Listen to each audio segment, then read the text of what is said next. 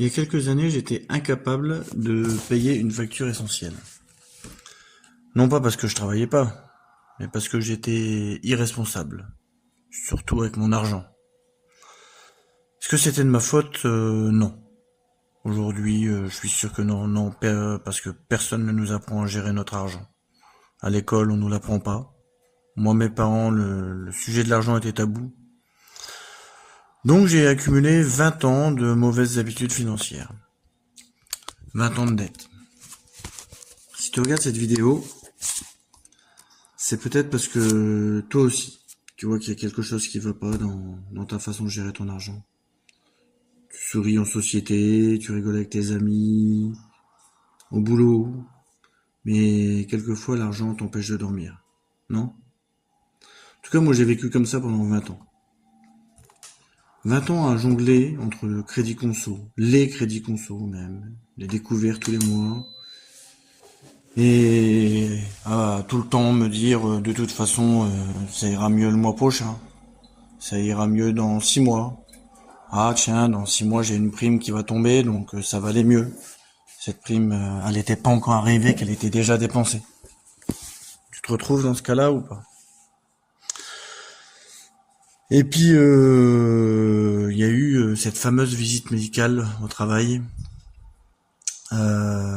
Visite médicale avec une radio des poumons par rapport au boulot que je fais. Et ce jour-là, on m'annonce un possible cancer des poumons. Et là, ma première pensée, elle est même pas pour moi. Elle est pour mes dettes. J'en rigole aujourd'hui, mais sur le coup, je rigolais pas. Pour certaines même dettes cachées. Et mes comptes, mais que va devenir ma famille? Comment ils vont faire? Comment ils vont faire pour s'en sortir? Ils vont hériter de tout ça. C'est pas possible. Donc ce moment-là, je l'oublierai jamais. Parce que c'est ce jour-là où j'ai compris que c'est pas possible. Je pouvais pas continuer comme ça. Il fallait que je fasse quelque chose. Il fallait agir. Il fallait prendre les choses en main. Même si j'avais toujours dit que de toute façon c'était pas pour moi et que j'avais une expression favorite où je disais mes poches, de toute façon mes poches sont trouées avec l'argent. Très mauvaise expression à dire.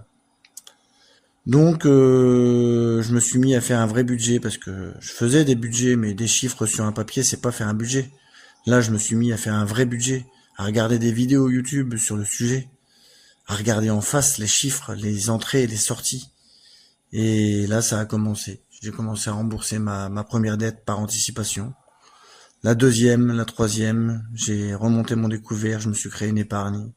J'ai ouvert un PEA, j'ai même investi un peu en crypto. Et surtout, je me suis mis à lire.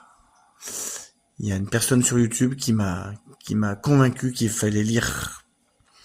Et il a une phrase que j'adore qui dit que plus on lit, plus on apprend des choses, plus notre vie va s'améliorer. Et je pense que c'est vrai. J'ai lu 25 livres en 2 ans, moi qui avais jamais lu un livre de ma vie, sur la finance et le développement personnel. Alors je me vante pas, hein. Si moi je suis arrivé, moi avec la vie que j'ai menée, 20 ans à découvert, je pense que toi aussi tu peux le faire. Il n'y a pas besoin de diplôme en finance pour s'en sortir. Des additions, des soustractions et c'est tout. Dans les prochaines vidéos, je vais te partager exactement ce que j'ai fait, étape par étape. Donc abonne-toi pour ne rien manquer. Commente pour me dire si ça t'intéresse. Est-ce que tu es dans cette situation? Est-ce que tu te reconnais? Est-ce que ce sujet t'intéresse? Mais si tu as besoin d'aide maintenant, pas dans 6 mois, mais maintenant, j'ai mis un lien en description si tu peux répondre à ce questionnaire. Et je te rappelle, pour qu'on en parle juste, je n'ai rien à vendre. C'est juste qu'on en parle, 30 minutes, sans jugement, juste une conversation entre quelqu'un qui était passé par là et toi.